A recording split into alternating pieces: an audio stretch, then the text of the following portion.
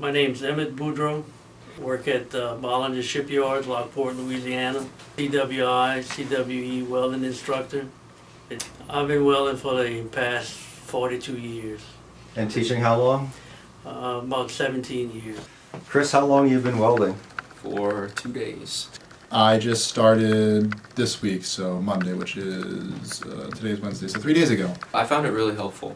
I don't know that I would want to watch every single weld in a video, but to be able to step aside from just welding beads and take a second to go over with my instructor for a couple minutes and draw a number of beads and have him critique me and be able to watch what I'm doing, it gave me a new perspective that was very helpful, and that I could then go back to my regular station and continue to practice.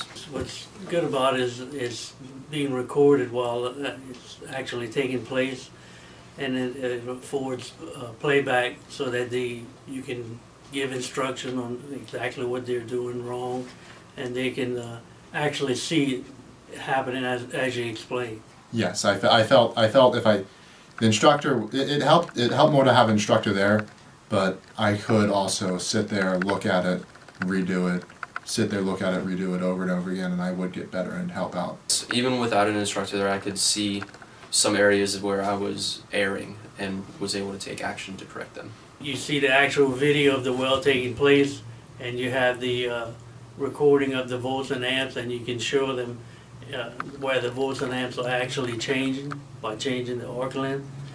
I probably spent about 15 to 20 minutes drawing beads solely through the goggles, and through the course of that time period my welds did improve. The on-screen view, it's a lot closer, I can see a lot more, and it's a lot more well lit, so I can see the surroundings a lot better as well. I did enjoy looking at some of the videos that my instructor had made just when he was trying out the machine to see what a good weld would look like, because after a number of my bad ones, I would get to the point where I would forget what I was trying to achieve. Having instructor examples would help. Sometimes I could tell my weld wasn't right, but I wasn't always sure, well, what did I do wrong? And so if I had a video that said, here's a video where they don't hold the gun close enough to the metal, I could see that, say, okay, my problem looks similar to theirs, I must not be holding it close enough, and correct that. Controls were easy to use, it's nice and laid out. Train controls were very easy to use, they're very self-explanatory, and the main controls you use on a regular basis are all in one central location, which makes it very easy. It's fairly easy to use. What I noticed was that with the goggles I was relying a lot more on my muscle memory and my sense of where the gun was, and I think that's what I improved the most. It let me look at my welds at a different angle, and I could see it. I was a lot closer, so I could actually see how far I was away from the weld when it came to the stick, the nozzle. Camera, it gives you a different perspective where you can see the end of the wire, where you can see the whole puddle, and it's kind of like a convex mirror on the front of a school bus. It gives you a view that you wouldn't normally have, and was really helpful.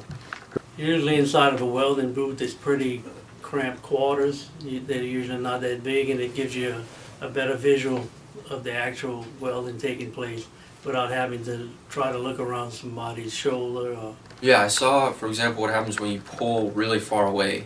I was able to see how the arc, it jumps to the steel and then it melts what rod is out, and then it's too far away for an arc to complete itself, and so you have to wait for another, and it jumps, and you can hear that, but I didn't know exactly what that looked like, why it was creating these dots on the steel, and now I understand how that process works.